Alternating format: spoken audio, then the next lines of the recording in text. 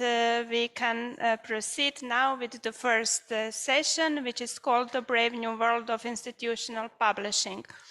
I'm also privileged to announce our first invited speaker, Kathleen Shearer, who is an executive director of Confederation of Open Access Repositories, an international association with members and partners from around the world.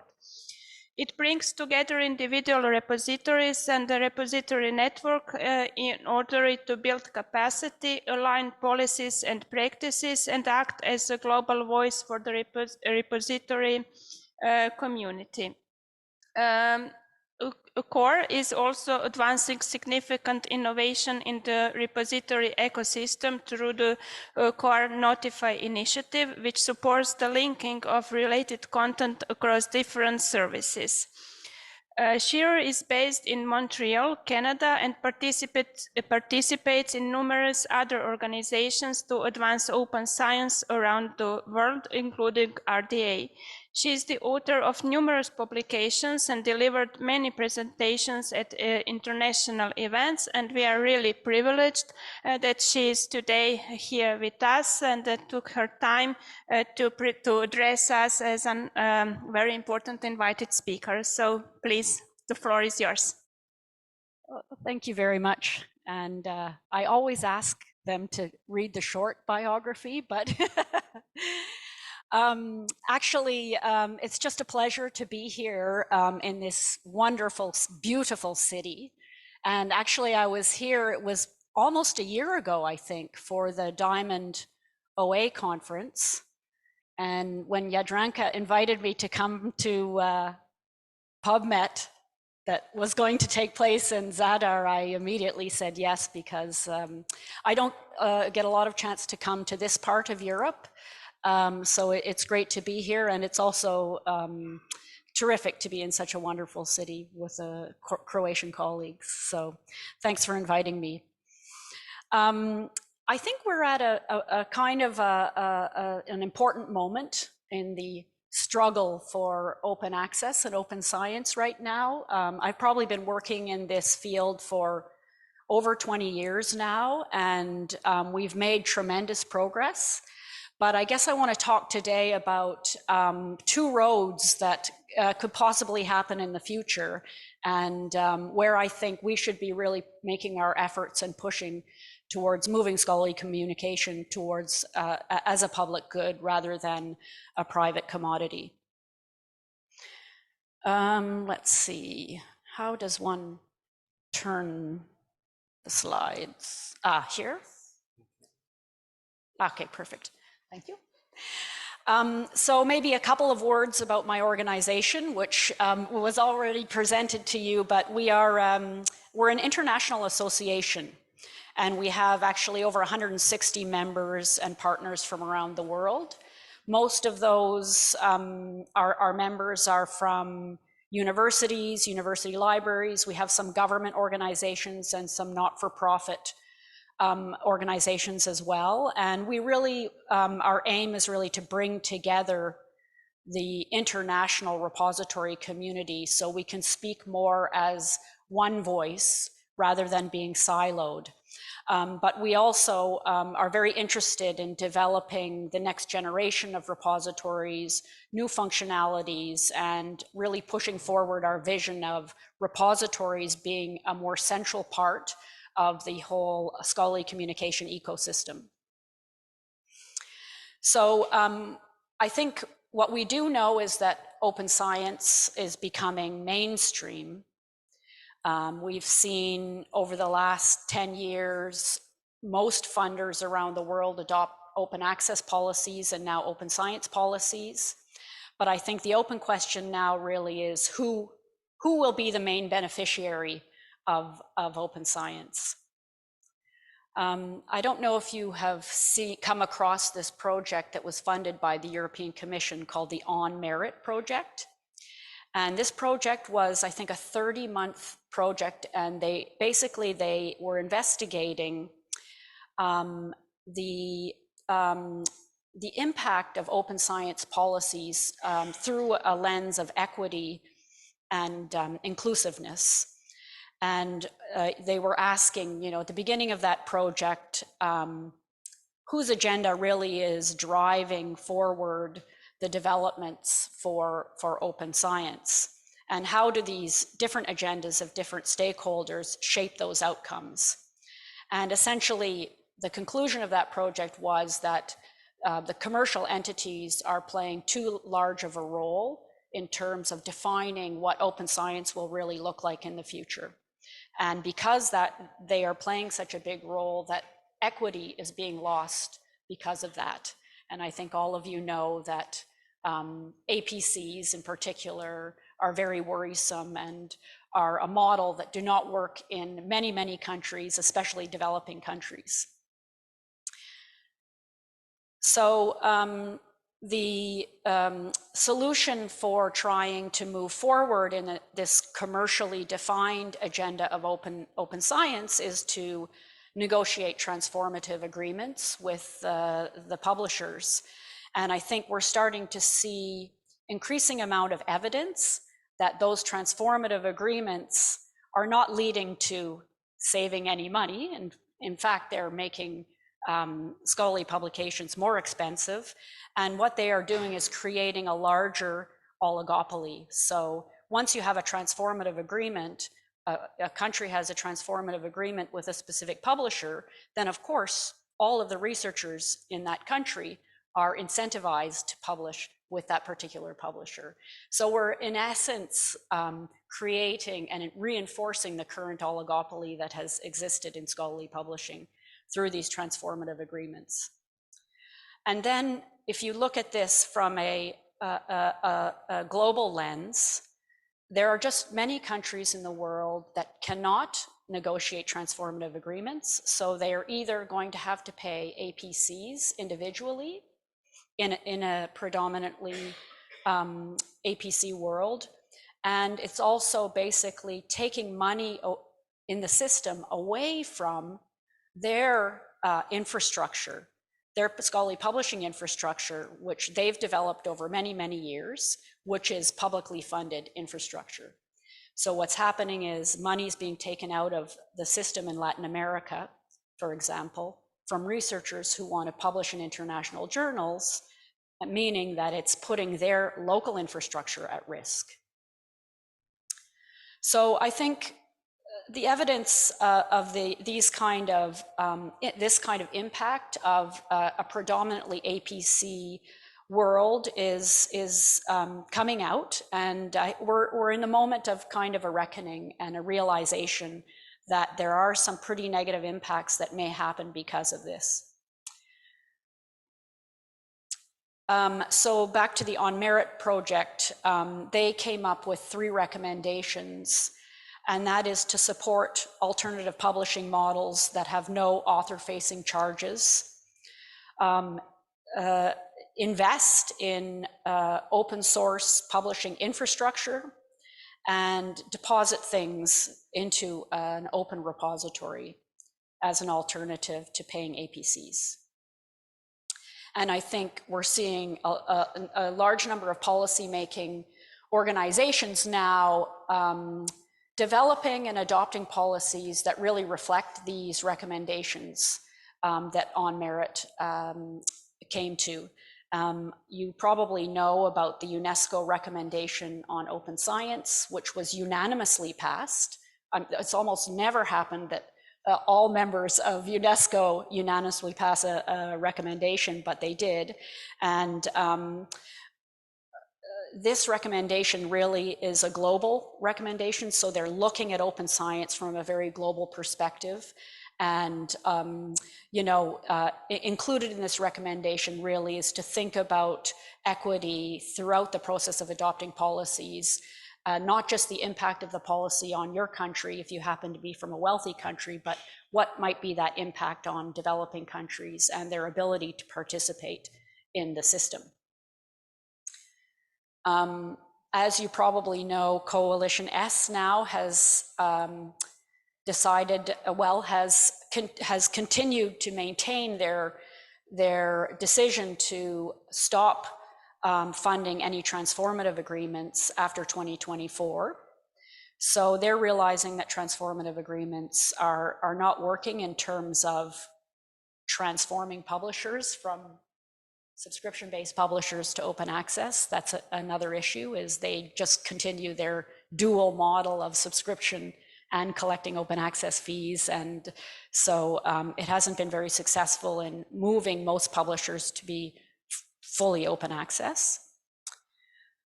And most recently, I think in May, the European Commission, Council of the EU actually published these conclusions on high quality, transparent, open, trustworthy, and equitable scholarly publishing. And in this document, they're very bold actually, and they express concern about the increasing costs of paywalls and the inequities. They encourage member states to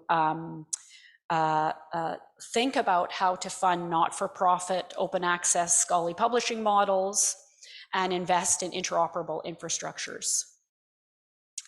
And at the same time, over the Atlantic, the United States federal government published something called the OSTP memo, the Office of Science and Technology Policy, and that memo requires all of the US funding agencies to develop policies that require researchers to make their articles openly available through a repository. So they specifically mentioned repositories because they know that that's the only route that really is, again, allows for equity when some researchers have access to APCs and others don't.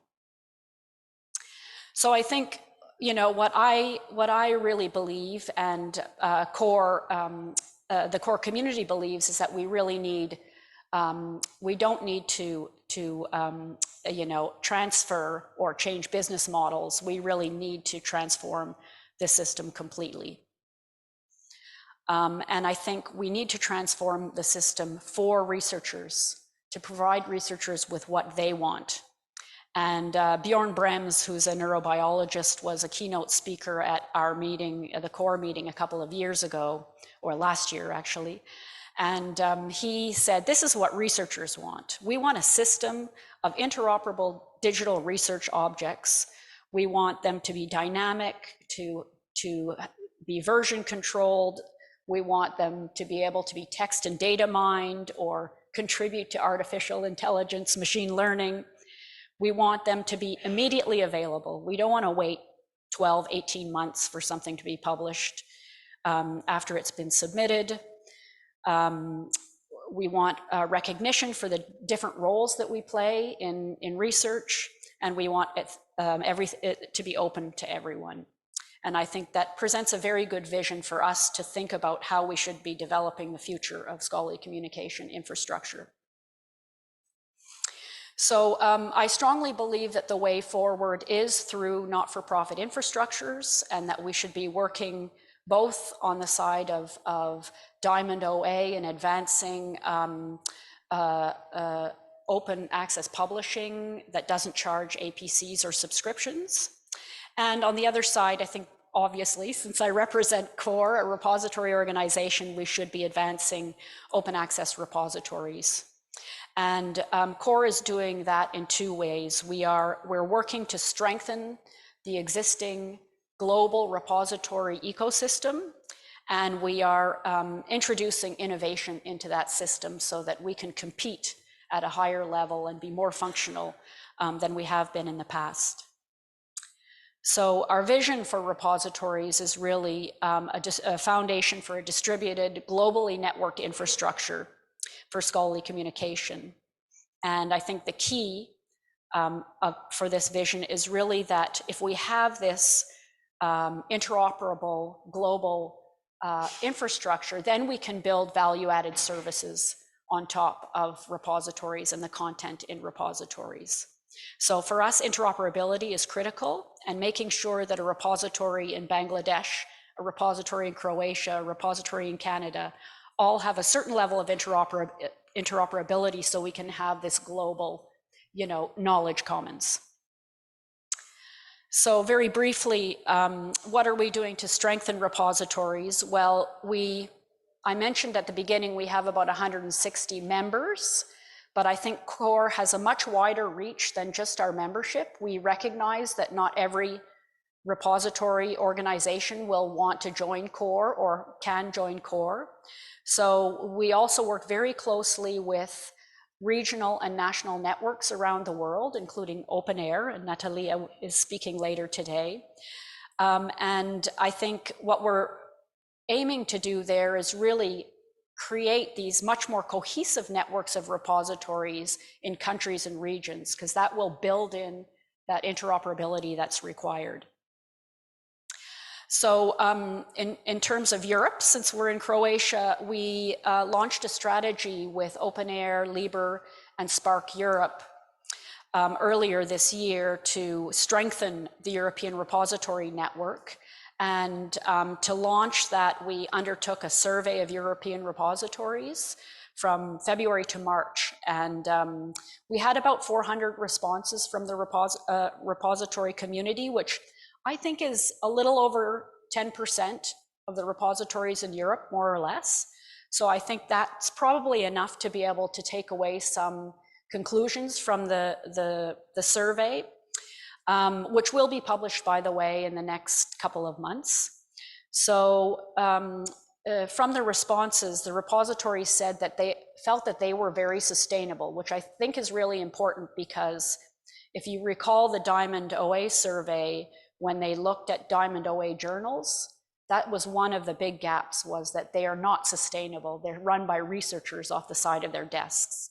And repositories are considered very sustainable because they're connected with a long-lived institution, with a library, with a university, with a research center. Collectively, we think European repositories hold hundreds of millions of research objects. So already that's a huge amount of content just in the European context of repositories. Repositories play a very important role in supporting dissemination of content in non-English languages. You think about the international publishers or even the large preprint repositories and so on, they're predominantly in English, but institutional repositories play a very important role in disseminating local languages, and of course, a diversity of different types of materials. On the downside, the staffing levels were quite low, like the average staff for a repository is 2 full-time employees. We think that should be doubled at least. And then there's challenges with the technology, managing upgrades and so on, and retaining skilled personnel. And by the way, we received 29 responses from Croatia to this study, but I didn't have a chance to go and tease out the results of that particular, just that subset of responses, but I'll let you know when we find out more about the Croatian responses. And then I said we have 2 sort of strands. One is strengthening repositories, and the second is introducing innovation into the system. And you mentioned it in the introduction, the Core Notify project initiative, which is really trying to advance this vision of connecting resources and repositories with value-added services. And in particular, we're developing a standardized protocol to connect a resource and a repository with peer review services and overlay journals. So in essence, bringing those 2 things together, we can present repositories as part of the Diamond open access ecosystem. Whoop. So just to give you a brief demo of what this involves, okay, this was supposed to move, but it doesn't. Anyway, essentially what it involves is an author depositing their preprint or article into a repository and requesting a review, and an automatic message would be sent using linked data notifications to a peer review service. Request for review, yes, I review, your review is available, et cetera, and then they would be cross-linking to each other. So it's a very lightweight protocol. I seem to be stuck here. I cannot move forward with my slides.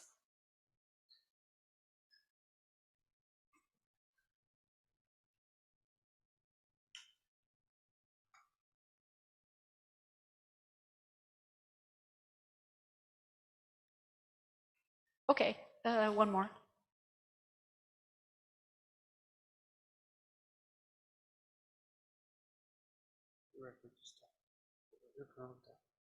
Oh, I see. It's going up there. Okay, let's just pass that and go to the next slide. Perfect. Thank you. Yeah, so the technologies we're using are linked data notifications and activity streams. It doesn't really matter that much except to say that they are well-established technologies. So we're not creating a new technology. It's something that's already a standard on the web. And last year we received $4 million over a 4-year period from Arcadia Foundation to advance this project. So we're very excited and we're working very hard. And a lot of that money is actually going to our implementation partners. So we're using a large portion of the money we receive from Arcadia to fund the development of the technology to support Core Notify in our implementation partners. And here are our first phase partners here. So already underway is technical development in a number of different infrastructures and platforms that you can see here. I guess farthest ahead is a French project that is exchanging messages between HAL, which is the large French repository, with Peer Community In, which is an overlay peer review service, and APCs, which is an overlay journal. So these are our brave early partners who are helping us establish the protocol. And we have a number of other partners that we're working with to develop implementation plan and use cases. And I think the important thing I wanted to mention about this, actually, if I can go back, which I can't, is that the plan really is to implement Core Notify into the open source technology platforms so that it will be widely available to everyone. We're not building it into a few services because that sort of defeats the purpose. The idea is that it's widely available. So we're already talking to open journal systems, developing an implementation plan with them. DSpace, the implementation is already under development, Kotahi. So we hope that many of you will be able to benefit from our investment in Core Notify as well.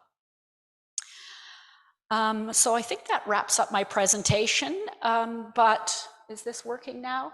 This is what we hope to achieve, whoops, with the Core Notify project. You know, as Bjorn said, global knowledge commons that contains a variety of research outputs which are interlinked and governed by the community in not-for-profit infrastructure.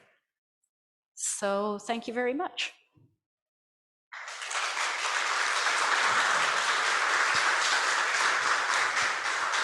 Thank you. Questions now? Thank you very much. Yes, we can take questions now. Thank you, first of all, for this great presentation.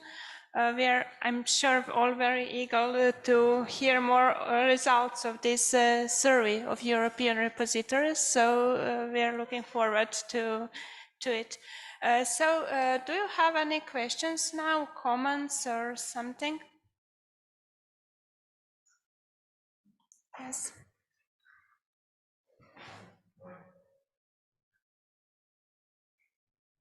Thank you very much for Tiberi Signa for Scientific Knowledge Services. Thank you very much for this informative presentation. You mentioned the complementarity between Diamond Open Access and the Green Repository, the Open Repository. So what is the distinctive role for each of them, and how do you think they will complement each other to keep, as you mentioned, an infrastructure that is permissive and inclusive to everyone? So I assume everyone wished to have not so much overlap, but complementarity, and to distinguish clear roles between them. And if time remains in this question, is Also, how do you think green repositories could be bulletproof against misinformation, disinformation, things that could be pushed in? And of course, the scientific community cannot police it as is set now. So what would be the solution? I know there are two questions. I think I prioritize the one of complementarity and distinctive, but if you can cover it, it would be great. Yeah, I think I can respond to both of those. Well, I think the first thing is that I see, I mean, at the moment, there is some overlap between Diamond OA and green repositories, which I think you mean repositories that collect articles. So I think one of the main distinctions now is that repositories, of course, collect a lot of other things, and Diamond OA is essentially focused on journal publishing.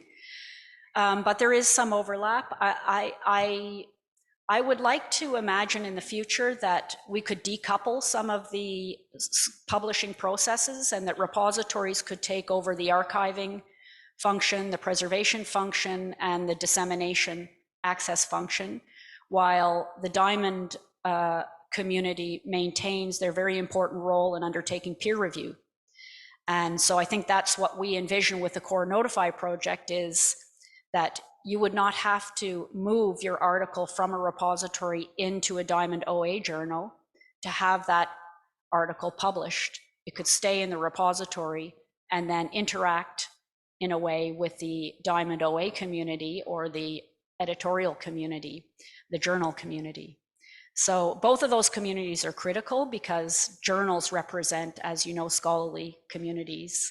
I think the issue we're trying to address really is the issue of sustainability for Diamond OA journals, which is very at risk in many places.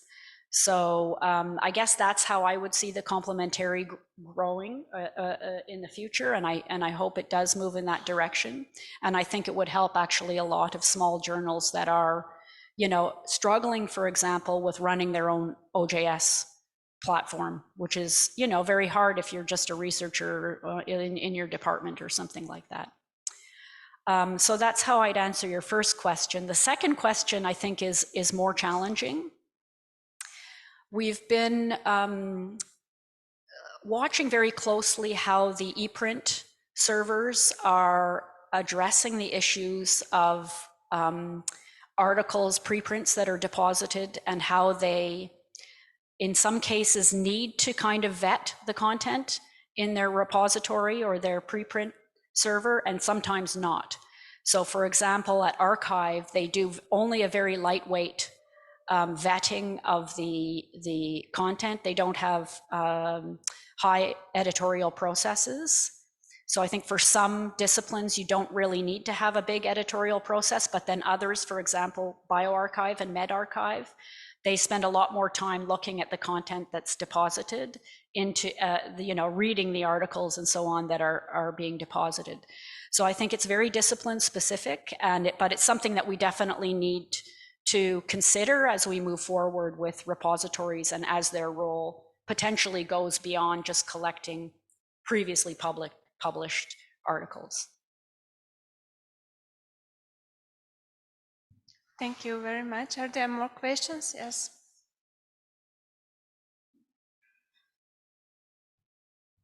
Hello, Pekka Olsbo from the University of Jyväskylä. No matter how good the network of repositories is, how strong it is, and how good they are in technological level, still the question of populating those repositories remain. For example, in our university, we are doing really great. We have almost 80% of all articles deposited in our repository, but many of them have embargoes, and still there's this 20% that we just can't. We are not allowed to deposit. Of course, we have this coalition as rights retention strategy and so on, but it has its own problems. What kind of advices would you have? How should we get those remaining 20%? And maybe there are, if we just deposit them, some lawsuits may follow and so on. But do you have any advice for us? Well, I think 80% is pretty amazing, actually. Congratulations for that.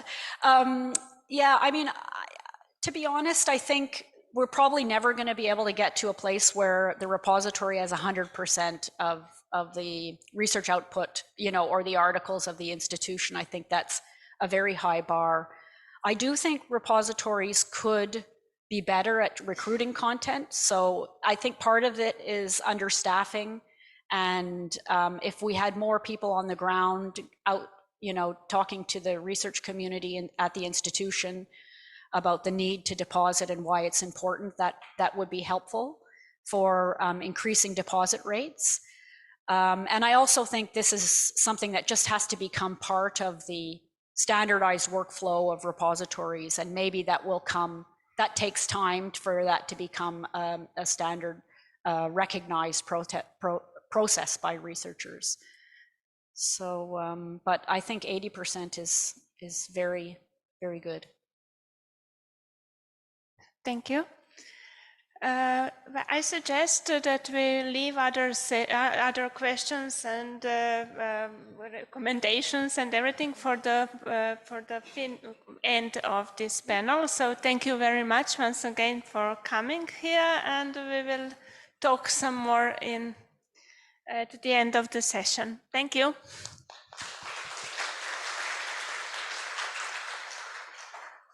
So now I would like to ask our next presenters to come. Those are Arto, Ikonen, and Pekka Olsbo with the presentation on emancipation from the burdens of scholarly publishing, the Diamond Alternative. So I would like to ask you all to see the biographies at our PubMet web page, where they are all very clearly put. And also, I would like you all to ask you all to leave the questions for the discussion after the panel. So we will now listen to three next presentations and have the discussion, question, comments after all of them. So thank you very much.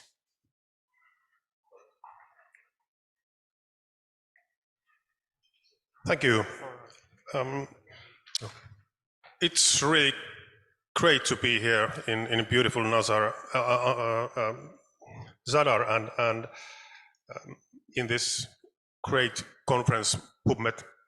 We are really honored to be able to give a short talk about how we are trying to get over at least some burdens of scholarly publishing. We come from the University of Jyväskylä in Finland. The University of Jyväskylä is one of the top universities in Finland, mid-sized university there, about 14,000 students with 6 faculties. And one of the aims of the university is that it wants to be the #1 open science university in Finland. And actually, it's quite natural goal for the university, because one of the things that makes the University of Jyväskylä special and unique in Finland is that we do have this Open Science Center in the university. The Open Science Center was established in 2017 when the functions and services of the University Library and the University Science Museums were merged together and put under the same roof. Besides the traditional services of the University Library and the University Museum, we of course focus on open science. We have pretty high quality data management services in our center. We develop different kind of tools for analyzing the impact of the research of the university. And of course, we have a wide range of publishing services which we offer for the whole university community. And the services cover the whole life cycle of publishing from the beginning till the end. My name is Pekka Olsbo, and I'm the director of the Open Science Center, and beside me here we have Arto Ikonen, who is the service manager of the publishing services in our Open Science Center. And since we are going to talk about publishing services, I give the floor to Arto. Go ahead. Thank you, and good morning, everyone. My name is Arto Ikonen. I'm service manager in Open Science Center, and I'm going to briefly talk to you some about our publishing services and other services concerning publications, research publications. First of all, Open Science Center, we record all the research publications to our RIS, our Research Information Systems. Researchers, they don't have to do that. We also handle all the self-archiving. All we need is a accepted manuscript PDF from researchers, and we handle everything else. And of course, we have several other support services when it comes to open access publishing fees, evaluating publication channels, how to avoid predators, and so on. You all know very well at least some of the burdens in scholarly publishing. For example, questionable assessment of researchers based on publication channels and questionable prestige of publication channels. Some might say that you're a better researcher when you publish in that channels, not that. Is it really that way? And of course, as we heard in previous presentation, increasing costs of open access publishing and inadequate funding and sustainable funding models for open access. But gladly, there are several ways to lighten those burdens, to emancipate, as we put it. For example, offering Diamond open access alternatives. And also a very important part is offer relevant and agile services for researcher. It is always useful if you develop those services with researcher, you know what they need, communicate with them. And of course, the very important part is the research assessment and reforming it. You probably know COARA initiative, so it's very important part if we want to change the publishing culture, research publishing culture. Few words about two of our series that we publish. JYU Studies is a Diamond Open Access monograph series, very new, very fresh. We have just started it in this year. Quite small, but agile, very close to researchers. We communicate, we ask what do you want, how can we help you? And we think that it is important to promote bibliodiversity, not just by publishing books in a small language like in Finnish, but also to think about what book might look like. So there's a link to bibliography of Finnish sport journalism, which is actually sort of a web page, but it's a monograph. It's a peer-reviewed scientific monograph, so it looks like different. But we think that it's important to think about different formats and other things considering publications. Then we have JYU reports. It's very quick and easy way to report research results. We actually started this because researchers, they asked us that where can we publish these results, or where can we report the results of this and this research project. And we heard them, and we started the series, and it's been a success. Last presentation talked you about institutional repositories in our universities. JYX, YUX, as we said it, is a very important key infrastructure of research and education in our university.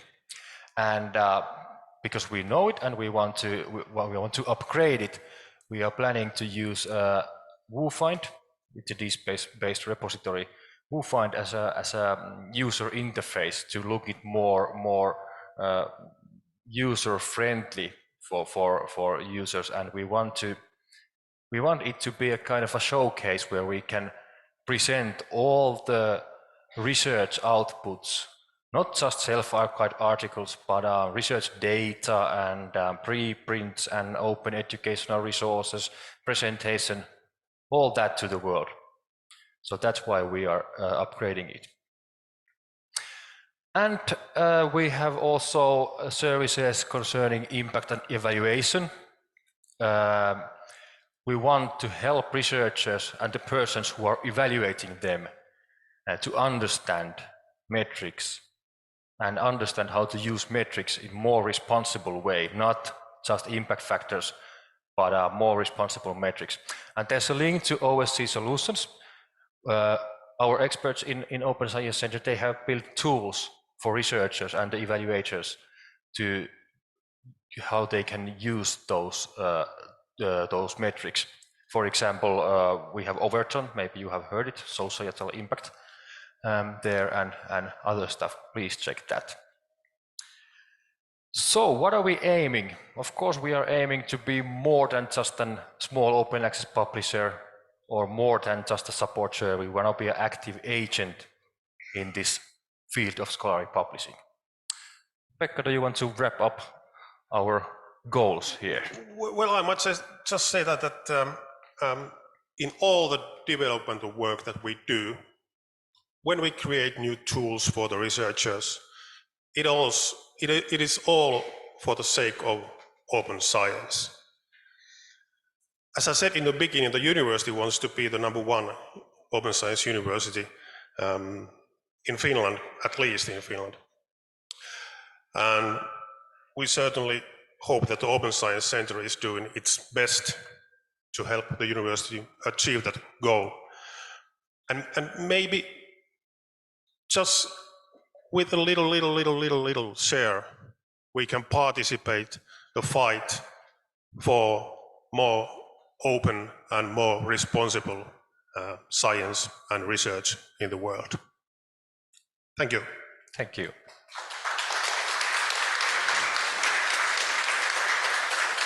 Thank you very much. So we will leave the discussion for the end of the panel. So thank you very much once again. Our next presenter will be Melinščak Zlodi, who will talk about APC in Diamond Wonderland. And the authors are many. Those are Eva, who will present, then Milica Ševkušić, Jadranka Stojanovski, Erik Frantsvåg, Ignasi Labastida Juan, Virginia de Pablo Llorente, Željka Salopek, Didler Toni, David Pontile, Victoria Brun, and Anna-Kaarina Lina. I'm really sorry if I pronounced any of the names wrongly. And hello to Eva, and please present. Thank you, Marijana, and hello to everyone. And yes, thank you for presenting all of our co-authors. There are many, that we are a quite colorful group. Thanks to all of them. Unfortunately, only Jadranka and Željka and me are here, so the other couldn't make it to Zadar this year.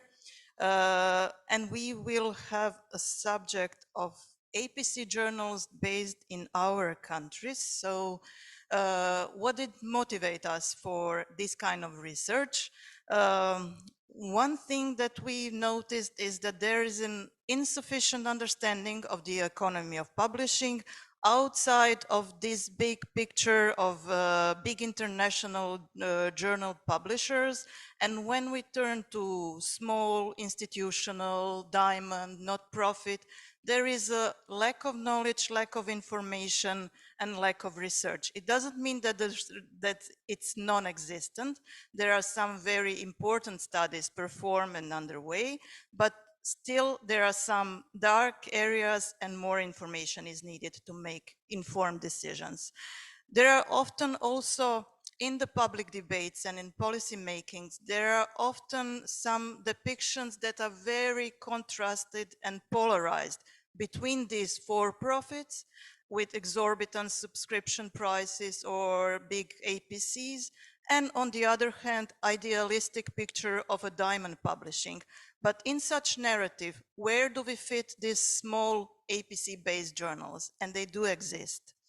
So we realized that also within Europe, there are some islands or some places where there are thriving, successful publishing landscape that are dominantly diamond. But even within them, there are small share of journals who are charging APCs, and we wanted to understand why that happens. What's their motivation?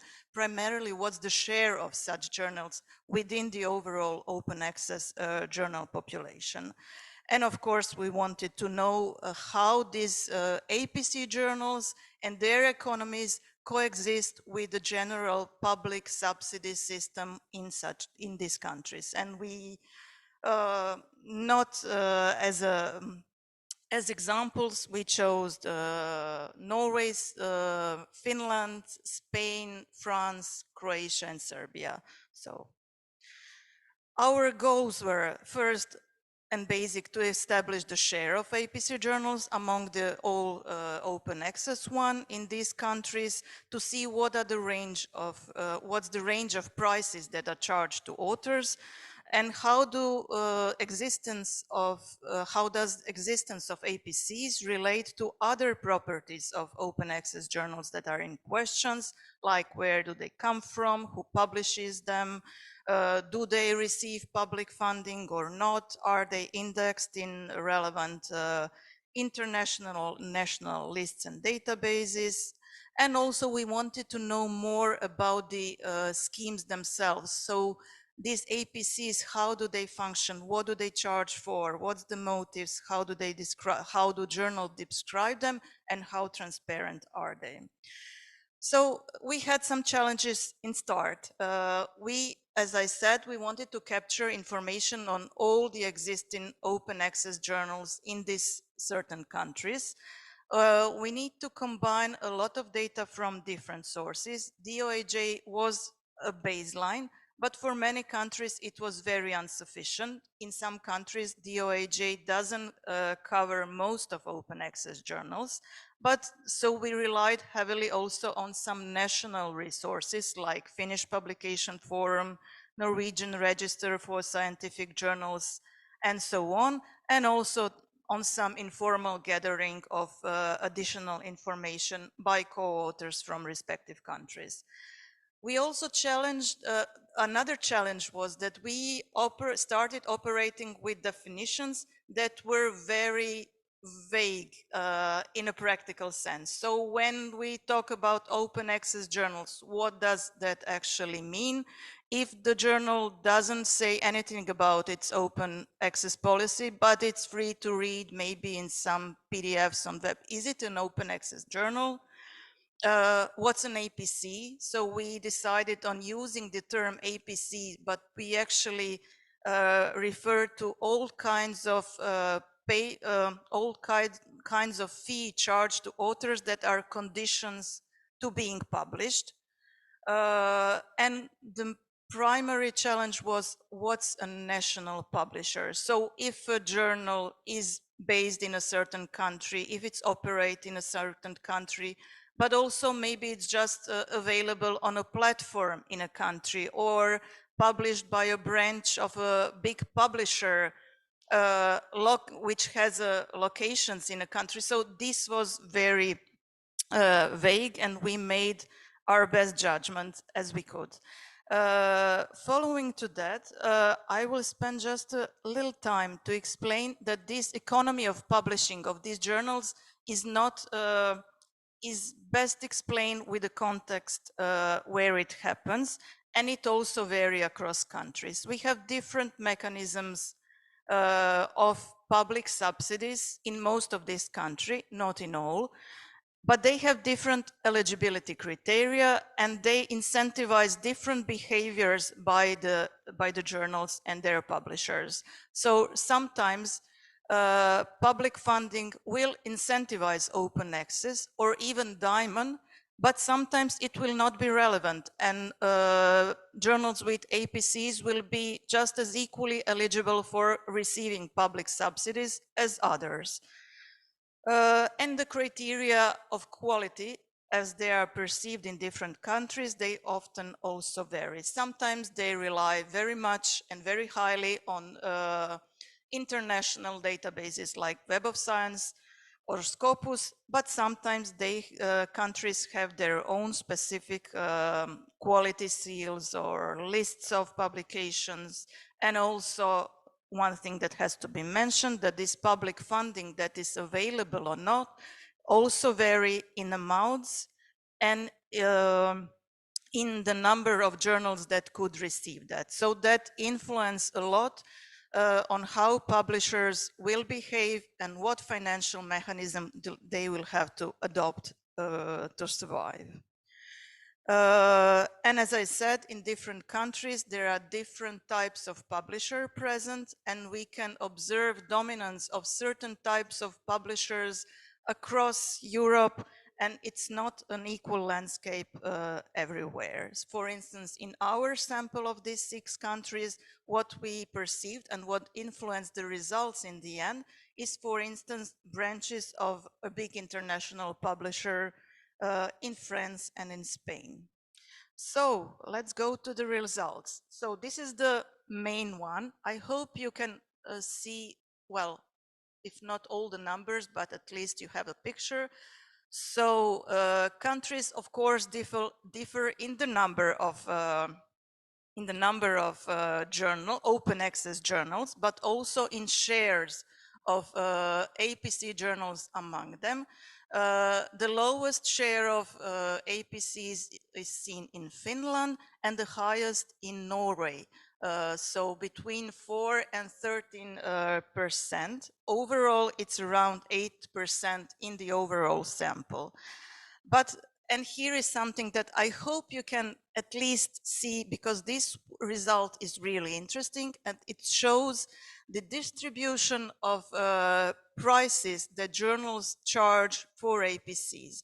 And you can see the difference between countries. We have in a first column, it's Croatia and Serbia, and you can see that most of journals that charge APCs are in the range below 500 euros when we convert all the prices to euros. So most journals actually publish very small. In Serbia, for instance, there are several instances of journals charging 5 euros per APCs. On the other hand, in the last column, there are France and Spain. They have a lot of concentration around higher prices of APCs. So the picture is very, very different here. And that's something that we have to have in mind when we talk about this contrast between Diamond and APC journals and about for-profit or non-profit. Also, there is a difference in disciplinary divides, because we can see that most of these journals that charge APC come from a certain set of disciplines. It's medicine, technology, social sciences, but mostly economy, business, and similar, and also natural sciences. Other areas rarely do, but they do charge APCs. On the other hand, when we look at those APCs that are above 1,000 euros, then this distribution of journals is quite different. We can see that, except in Norway, no humanities or, I don't know, law journals will ever charge APCs, but they do so in medicine, for instance, in technology, science, and social sciences still. And again, in this picture, what you will see, that there are certain groups of journals, for instance, charging APC in medicine in France or in Spain, but those are those branches of, in this case, Elsevier, located in this country, that make this number of high APC journals. We try to test the hypothesis that if the journals is indexed in a VOS or Scopus database, that it will more likely be to introduce APCs. But although share of such journals are higher among Scopus index journals and VOS index journals, those numbers are not so high that they could really be very conclusive. So this is maybe not something that we can conclude with certainty. And in the other way, if journals that charge APCs, are they more often than not indexed in these databases? Again, they often are, but there's a significant share of journals that are not indexed, and they still manage to find authors and collect APCs. So it doesn't seem to be such a decisive factor. And of course, we've seen other differences in descriptions of APCs. This is a part of analysis that is still going on and underway. It shows some really interesting examples about what do journals charge for, what's their explanation for these charges, how they collect fees. Is it per page, per article, per author? Do they have some different schemes of discounts and waivers? Of course, in countries where charges are higher, it's more likely that they will have discounts and waivers, while in countries with lower APCs, it will not be so often. We have different terminology used, and we have a lot of issues with transparency. We cannot say always whether it's intentional or not. For instance, if a journal will put the information on APC somewhere where it's really difficult to see it, or it's something that happens because, for instance, journal is present on different platforms, so not all the information is updated, or it has multilingual editions, so again there's trouble with updating all the versions. But there's definitely issues with having transparent and updated information about the charges that are facing authors or their institutions. And finally, let me finish with some of the limitations of the study. Some things that we would like to know, but even when we are finished with collecting data and analyzing them, we will not really get all the answers. The main issue is what's the trend of introduction of APCs in this country, but even more general. We cannot see the trend from this data. We hope to have some more in time, but it would be really important to know whether this is something that's a growing phenomena or declining. We also have no available information on all the parallel sources of funding of these journals, so it's really difficult to assess what's the importance of APC revenue streams for the overall financial construction of these journals. And this is again something that would be very important, especially if we want to incentivize Diamond as an alternative. And we of course would need to know more. We would need a more qualitative approach in understanding the motivations of journals, their editors, their publishers for the introduction of APCs. And after they've introduced it, what are their experiences and what do they think of it? So that's about it. Thank you. I'm looking forward to your questions later. Thank you very much for those very interesting results. I'm sure that we will have some questions and discussion on this afterwards. So now I would like to ask Nataliia Kaliuzhna to come in, and she will zoom in on open access in Ukraine to show us the trends and patterns in open access in that country.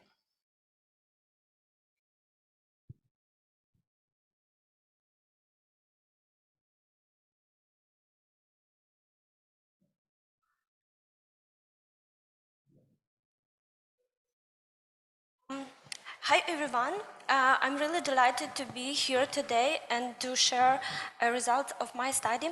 I'm a third year PhD student in Library Information Science at Kyiv National University of Culture and Arts.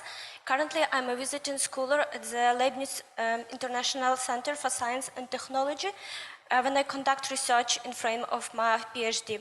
So the topic is, of my research is open access in Ukraine, and today I want to share about its development and characteristic for 10 years period from 2021 to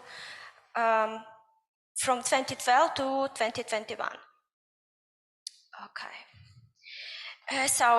Despite the fact that Ukraine lacks open access policy, has never had transformative agreements, and the core bodies in the country, the National Research Foundation and the Ministry of Education and Science, they don't mandate grantee to share their research openly available.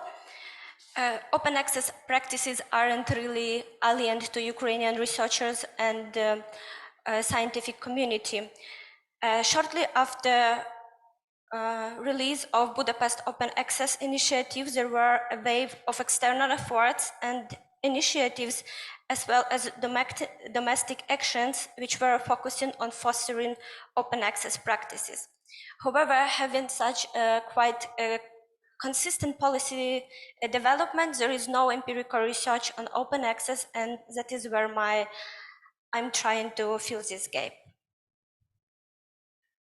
So when it comes to analyzing open access publication on a national level, there are two major factors which need to be taken into consideration. First, this is a data source, and second, it's open access classification. In my study, I used Hazard-Pivovar classification, and when it comes to data sources, I were trying to use national bibliographic resources and Ukrainian current research information system, which are currently being under development, but unfortunately the data in them were totally locked in, and they weren't offering any exporting capabilities. Therefore, the choice was to use three popular databases for such kind of research, which are Dimensions, WAS, and Scopus. They also were chosen strategically because Scopus and Web of Science, for instance, are deeply implemented in Ukrainian research assessment scheme, and researchers are trying to publish their research in journals which index over there. And Dimensions was chosen because of its broader coverage of smaller national academic journals and higher inclusion of non-English publication. So the data collection was made in November 2022. After the duplication records based on DOI, the final dataset accounted for 111,911 publications. Open access status for each publication was obtained via unpaywall API. So another challenge was to map the research classifications, because each of three databases follow different one. So I mapped research classification to the field of science and technology classification, which consists of 6 major groups.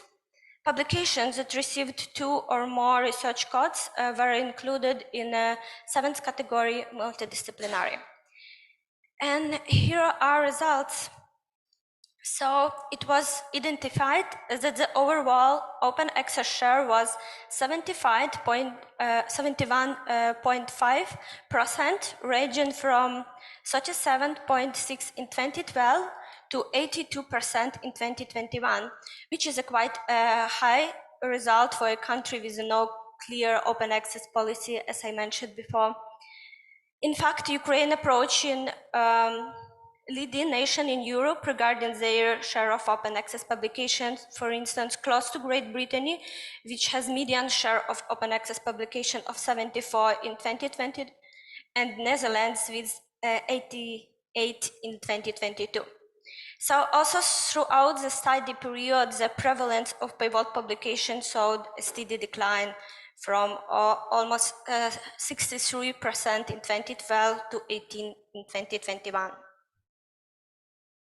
So taking a more granular look at the open access subtypes, we can see that gold open access is absolute leader, representing 38.1%, followed by bronze with 12.8%, hybrid 5.6%, and green 5%. Regarding the distribution differences, the highest percentage of open access publication was identified in humanities with a rate of 89.7%, closely followed by social sciences at 88.5%. This is also remarkable because usually humanities is the least open domain. There are a number of research which report around 30% for this category of this research domain. In terms of Ukraine, the lowest proportion of open access papers was observed in natural sciences with a rate of 55.8%. Also interestingly, that gold open access was dominant in each category.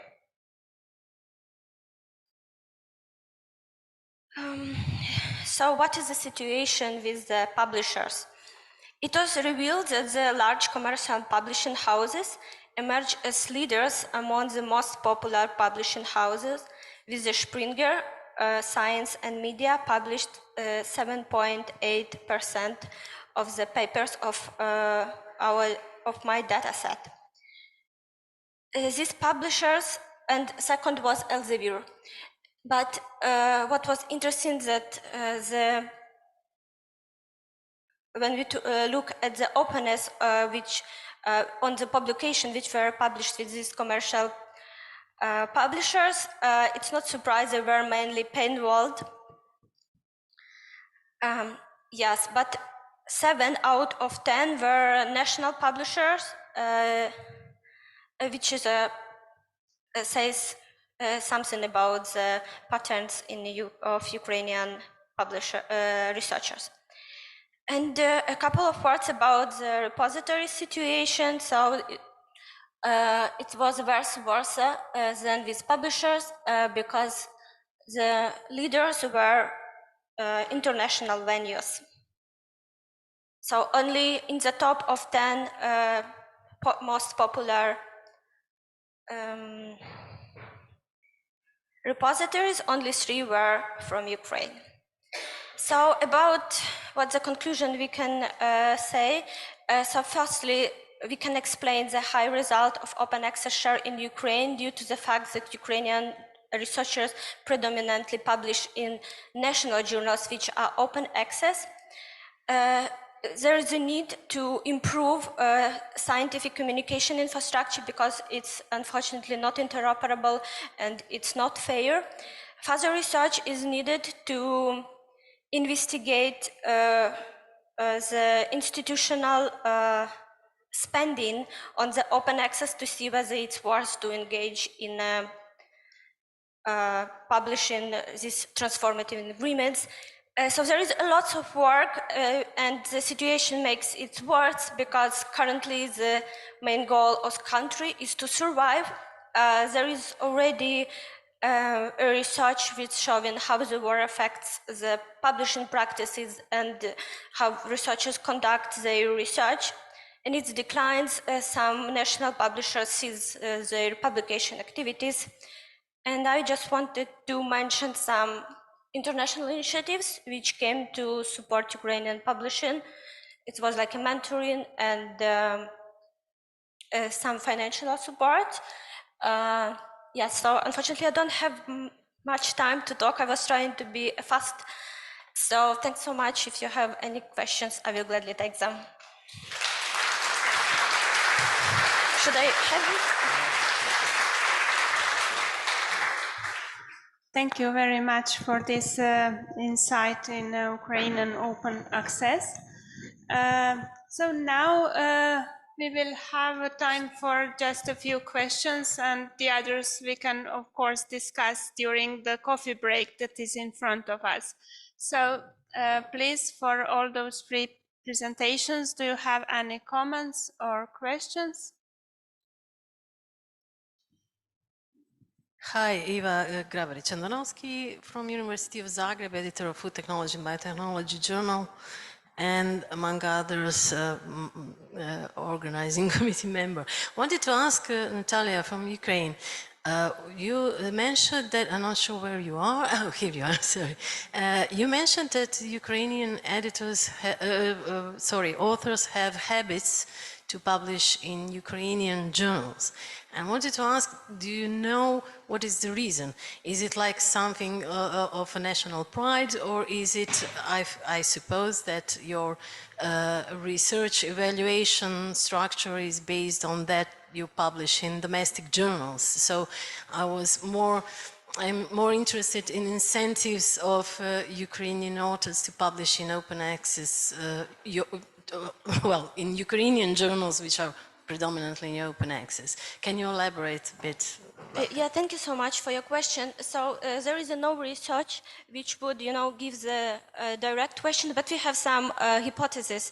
So one of them is that majority of Ukrainian journals are diamond, and if they are gold open access, they are quite affordable. So this is the one reason to do this. Second is some Ukrainian journals which are indexed in Web of Scopus and Web of Science. Scopus and Web of Science, they are very popular, and researchers believe that it's easier to publish in them than to apply for some foreigner international journals. Yeah. In Ukrainian. Okay, so that is one of the reasons. Okay. And other thing, we have really a big network of journals.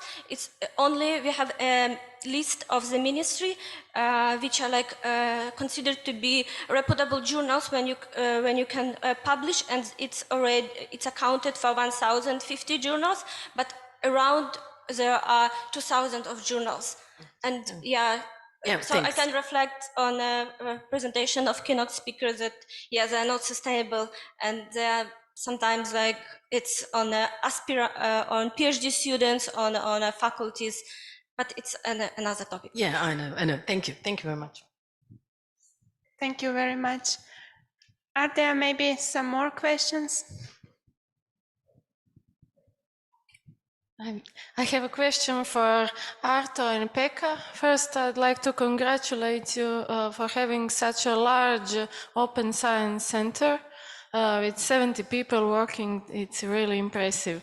And I was wondering if there are any national or university policies or mandates that help you do the open science work, and are assessment policies in line with what you do?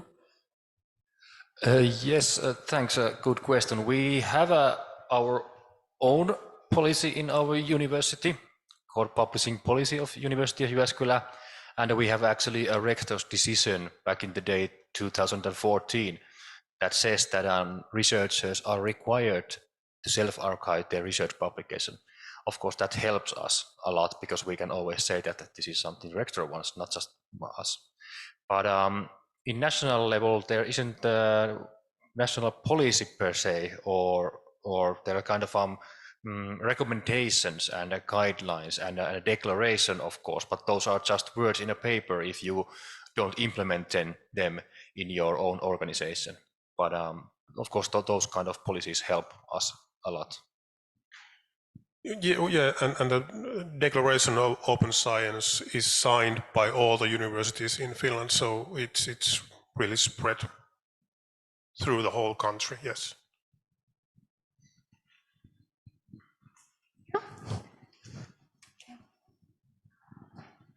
Thank you, Aleš Pogačnik, ZRC. 2 questions for Eva.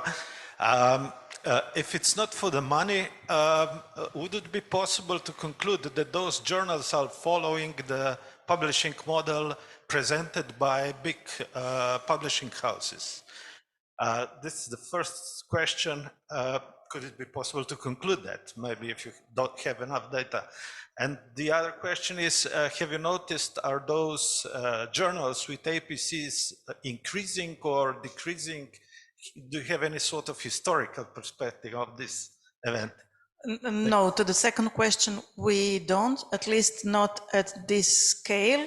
I think that the colleague from Serbia, she's done some previous research, so she could probably compare, but for Croatia, we don't really have reliable figures for before and after. And it would be interesting. And for the first question, I'm not fully sure, because it's certainly an idea that was imported. But when you look at the variations and the descriptions of these charging models, they vary so much that it's very likely that they are not always imposed by big publishers or being having them as a role model entirely. But certainly some of these journals that do, it varies by disciplines, for instance, and I don't know, it kind of has a, at least I can say for Croatia, it's kind of spreading through networks. For instance, you can see that journals in technology, they are just I don't know, probably few journals started, then others saw that it works and they can collect APC.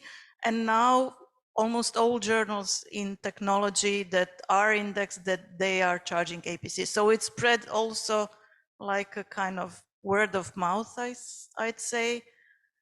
It's not always like having big journals as complete role models, because in that case, we would see that these descriptions and the terms they use would be more uniform, I'd say so. Jadranka, do you want? Okay. I can add a word on behalf of Finland to that question, because just at the moment we are preparing a funding model for Finnish OA journals, and if it goes through now, which it just might be, it might happen just in the next few weeks, so that would mean that probably those journals which charge APCs at the moment, they will stop charging APCs, and every OA journal will be funded by the sort of a national funding model. Thank you very much. I'm sure that in these 2 days in front of us, we will have much more fruitful discussions and comments. And now I would like to ask you to have a little break, and we have coffee and cakes for you just in front of the hall. Thank you very much for this session.